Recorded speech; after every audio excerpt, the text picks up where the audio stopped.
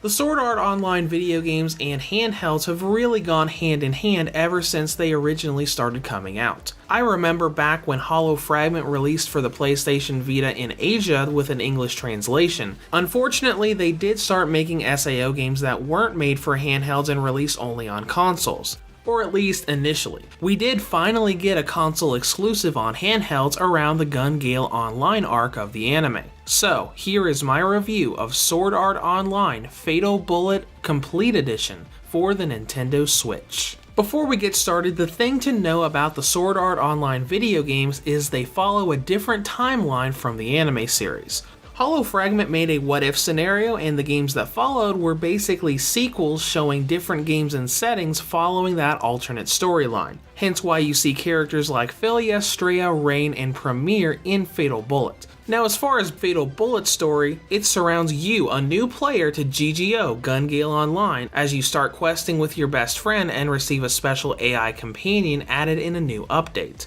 The story then follows as you do a series of quests around that AI companion and where they came from. And this is what I really like about this game versus all of the previous SAO games. The story is about you and your friends. Kirito and his entire gang are there for the story and can be recruited into your party, but outside of an arc in the middle of the game that retells the Death Gun arc from the anime, they're pretty much just there for the ride. Because of this, the game has a much more emotional and serious story to it, rather than the typical fanfare of Kirito adventuring around and having lots of fan-servicey goofy moments with his harem. When it comes to gameplay, this is an action RPG with lots of shooting elements thrown into the mix. First of all, this is the Complete Edition, meaning all DLC from the original game's Season Pass is built in, from all of the story expansions to the new DLC characters like Sachi. And the biggest change from previous games is the Create a Character system. Despite the MMO setting of the series, you haven't really had that many custom character options across the Sword Art Online games. Lost Song had some unlockable generic race-based custom characters you could get, but they were mostly pre-made palettes. In this game, you've got a lot of different options you can use to create your own custom character as well as your AI companion. And the best part of this system is the fact that you can edit and change your character's appearance at any point of the game so long as you go back to the hub world and go to a terminal. Now, in terms of game progression, it doesn't have a really big different feel than other SAO games when it comes to you having a hub world that you can explore with facilities and NPCs, and different missions that you can do. Things start to get different when you get into combat.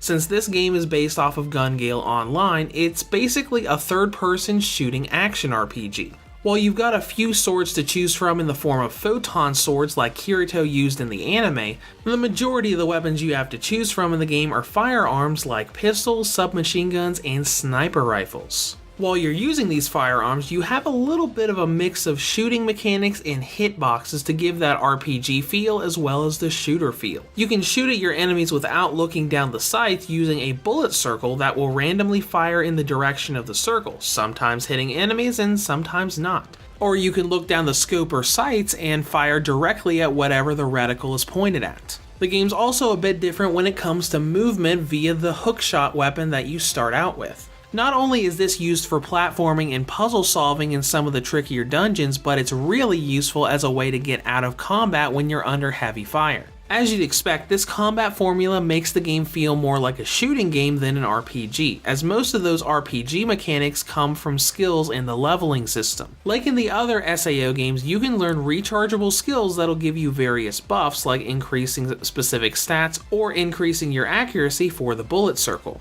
And the leveling system is a skill point allocation system. Whenever you level up, you gain skill points that you can put on whatever stats you want, but there is a bit of strategy to it. All of the different weapons in the game have specific stat requirements before they can be equipped.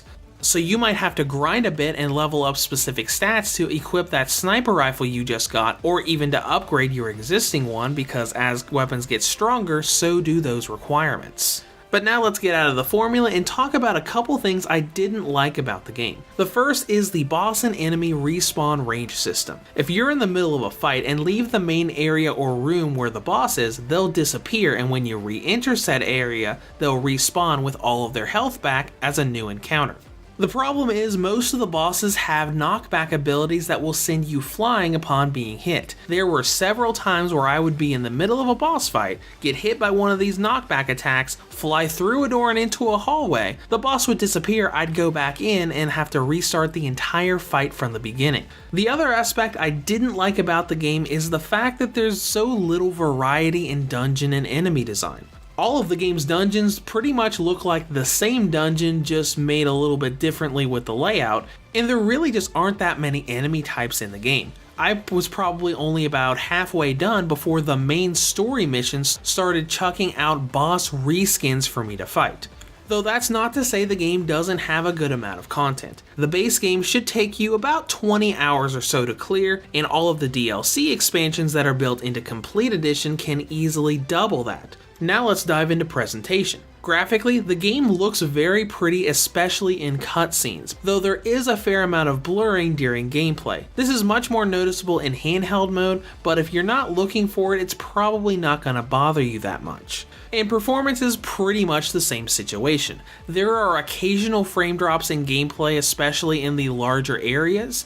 They happen more often in handheld mode, but they're not really large enough to cause a huge problem. And with that out of the way, let's dive into battery life. On the original model, Fatal Bullet has a battery range of 2 hours and 39 minutes up to 3 hours and 52 minutes. On the Nintendo Switch Lite, it has a range of 3 hours and 19 minutes up to 4 hours and 33 minutes.